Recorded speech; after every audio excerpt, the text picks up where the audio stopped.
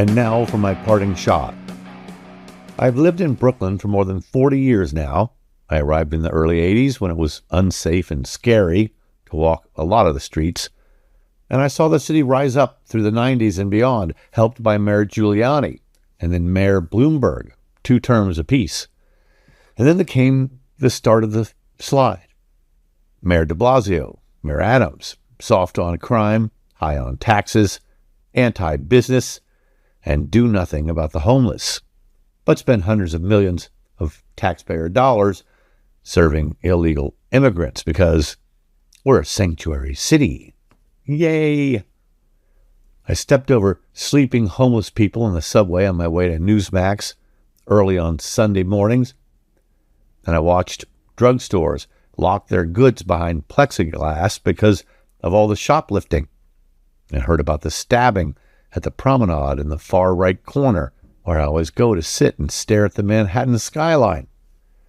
A couple of weeks ago, at the F train stop I use all the time in Brooklyn, a man was beaten to death by a thug in daylight hours, which rattled me a little. It was at 4 o'clock in the afternoon or so, killed by a stranger he had tried to help enter the turnstile.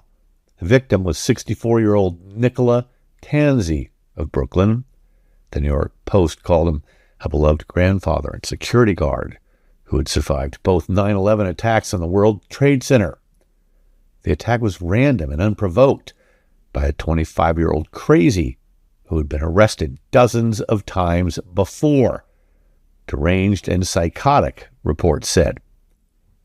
And when such a brutal murder happens in a place you go to all the time, it may be selfish, but you end up thinking, man, that could have been me. Am I ever going to run out of time?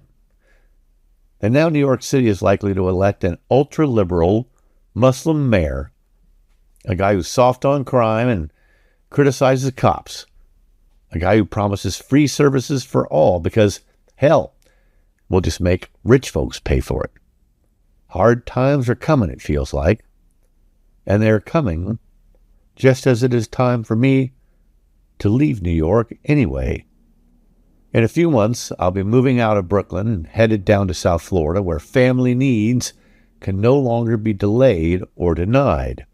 Mamdani isn't the reason I am leaving New York. Mom is. My elderly mom who needs a lot more help now.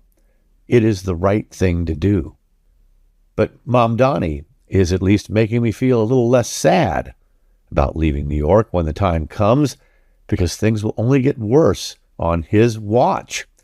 In some ways, I may be playing this perfectly. Leave New York before the tumble, head down to greener pastures where property is a lot less expensive, wait it out for New York to hit bottom, and come back to the city in time for the rebound. Because this great, vibrant city will always rebound, and no Commie Mamdani Muslim mayor can destroy it forever. So, who knows? Meantime, a new life beckons, and it's up to me to make the most of it. Ricochet. Join the conversation.